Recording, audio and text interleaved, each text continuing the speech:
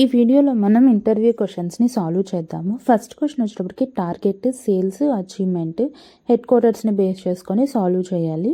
మనకి ఇక్కడ base data అనేది ఇచ్చేస్తున్నారు టేబుల్ లాగా. ఈ టేబుల్లో చూడండి డేటా మొత్తం ఇచ్చున్నారు. ఈ డేటాలో నుంచి మనం టార్గెట్, సేల్స్, అచీవ్మెంట్ పర్సంటేజ్ అనేటిని ఫైండ్ అవుట్ చేయాలి. టేబుల్లో ఎక్కడున్నాయో ఒకసారి చూద్దాం. లాస్ట్లో ఉన్నాయి చూడండి టార్గెట్, సేల్స్, కానీ అచీవ్మెంట్ అనే కాలం లేదు. దానికి equal to sales by target వేస్తే వాల్యూ అనేది ఈజీగా వస్తుంది. ఇప్పుడు వీలుకప్ ఫార్ములా కాబట్టి వీలుకప్ ఫార్ములా యూస్ చేస్తున్నాం. Equal to lookup value head quarters first one. మనకి కాలం చేంజ్ అవ్వాల్సిన అవసరం లేదు, రోస్ మాత్రమే చేంజ్ అవుతూ వెళ్ళాలి. సో మనం కాలంని ఫ్రీజ్ చేద్దాం. F4ని 3 times ప్రెస్ చేశారంటే ఆటోమేటిక్గా కాలం అనేది ఫ్రీజ్ అయిపోతుంది. టేబుల్ అరే మనకి హెడ్ క్వార్టర్స్ నుంచే కావాలి కాబట్టి అక్కడి నుంచే టేబుల్ తీసుకుంటున్నాను. Control shift side arrow down arrow click చేసంటే ఆటోమేటిక్గా డేటా మొత్తం సెలెక్ట్ అయిపోతుంది. సెలెక్ట్ అయిన డేటాని ఫ్రీజ్ చేద్దాం. కాలం ఇండెక్స్ నెంబర్ టేబుల్లో టార్గెట్ ఎన్నో కాలంలో ఉంది. హెడ్ క్వార్టర్స్ నుంచి మనం తీసుకున్నాం కాబట్టి 1 2 3 4 5 5 ఇచ్చేసి 0 ఇస్తున్నాము. ఇంకా అప్రాక్సిమేట్లీ మ్యాచ్ అయితే చాలు. సో 0 చూడండి టార్గెట్ వాల్యూ అనేది 0.90 ఉంది. ఒకసారి టేబుల్లో చెక్ చేద్దామా. ఈ లుకప్ వాల్యూ ఏంటంటే వీలుకప్ ఇచ్చినప్పుడు స్టార్టింగ్ ఉంటుంది కదా, స్టార్టింగ్ డేటా వాల్యూ మాత్రమే అది తీసుకుంటుంది. చూడండి టార్గెట్ అనేది కలర్ చేంజ్ చేస్తాను, ఈజీగా కనిపిస్తుంది. 0.90 అనేది వచ్చేసింది. సేమ్ అలానే సేల్స్ కూడా, కాకపోతే అక్కడ కాలం ఇండెక్స్ నెంబర్ ఉంది కదా, అక్కడ కొంచెం చేంజ్ చేస్తే సరిపోతుంది. టార్గెట్ అనేది 5లో ఉంది, సేల్స్ అనేది 6th కాలంలో ఉంది. 6 ఇచ్చేసాం.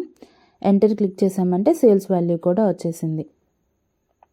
డెసిమల్ వాల్యూ ఇంక్రీజ్ చేశాను. ఇక్కడ సేల్స్ కూడా 0.21 అని మాత్రమే ఉంది. సో అక్కడ క్లిక్ చేసి డబుల్ క్లిక్ చేసామంటే ఆటోమేటిక్గా మిగతావంతా అప్లై అయిపోతుంది. అచీవ్మెంట్ వచ్చేటప్పటికి equal to sales by target.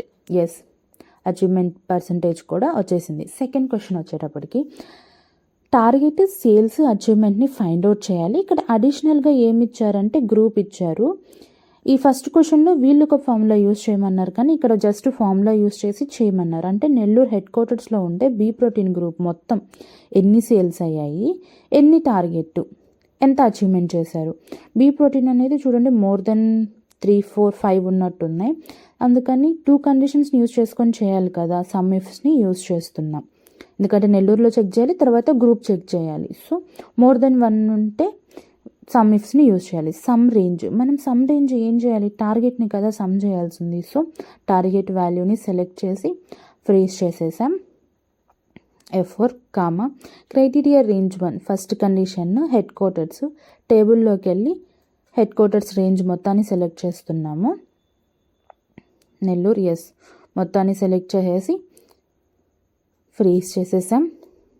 Again criteria 1 ఫస్ట్ది లుకప్ వాల్యూ ఇచ్చేసి, ఇక్కడ కూడా మనకి కాలం అనేది చేంజ్ అవ్వాల్సిన అవసరం లేదు, అందుకని కాలంని ఫ్రీజ్ చేసాం. Criteria range 2. క్రైటీరియా రేంజ్ 2 అంటే గ్రూప్ మొత్తం కాబట్టి టేబుల్లోకి వెళ్ళి గ్రూప్ మొత్తాన్ని సెలెక్ట్ చేస్తున్నాము. ఇక్కడ ఉంది group, product, criteria range 1 select చేసేసి ఫ్రీజ్ చేసాం. అగైన్ క్రైటీరియా 2 అంటే ఇక్కడ ఉండే లుకప్ వాల్యూ కాబట్టి అది జస్ట్ బ్రాకెట్ చూడండి 9.53 అనేది వచ్చింది. మనం ఒకసారి క్రాస్ చెక్ చేద్దాం.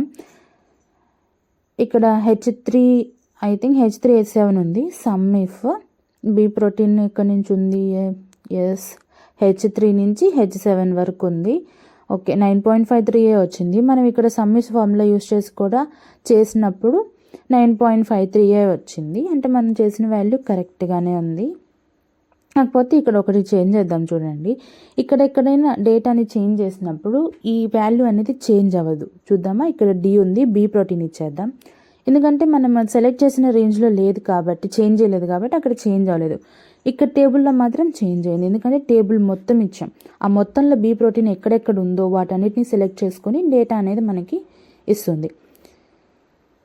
సేమ్ దానిలాగానే సేల్స్ కూడా వాళ్ళు మొత్తం ఇచ్చేసాం.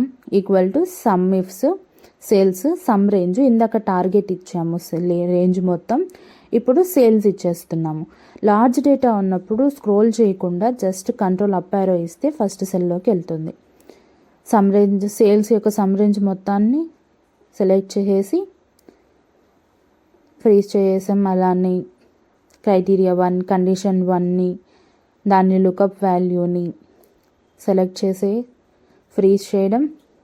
ఇందాక మనం టార్గెట్లు చేసాం కదా, సేమ్ అలానే చేసుకుంటూ వెళ్దాం.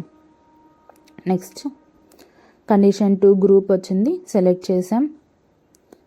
సెలెక్ట్ చేసేసి ఫ్రీజ్ చేసాం, condition 2 first lookup value freeze చేసాం. వెంటనే వచ్చేసింది 4.3. ఒకసారి మనం ఇక్కడ కూడా క్రాస్ చెక్ చేసుకుందాం అదో కాదో. దీనికి వచ్చేసరికి I3 to I7 సమ్ చూడండి 4.47. ఇది కూడా అంతే, డెసిమల్ చేంజ్ చేస్తే 4.47 వచ్చేసింది వాల్యూ అంతా. ఫార్ములా అనేదాన్ని చేసాం. అచీవ్మెంట్ అంటే తెలిసిందే కదా, ఈక్వల్ టు సేల్స్ బై. ఇక్కడ వచ్చేటప్పటికి equal to sales by target. చిత్తూరులో బి ప్రోటీన్ లేనట్టుంది, అందుకని చెప్పి రాలేదు. డి ప్రోటీన్ ఇచ్చాము. డి ప్రోటీన్ ఇవ్వగానే చేంజ్ అయిపోయింది కదా. Thank you for watching this video. మీరు ఒకసారి ట్రై చేయండి మీ ఓన్ డేటా తోటి and let me know how it works for you. Don't forget to like and subscribe for more Excel tips. Thank you for watching this video.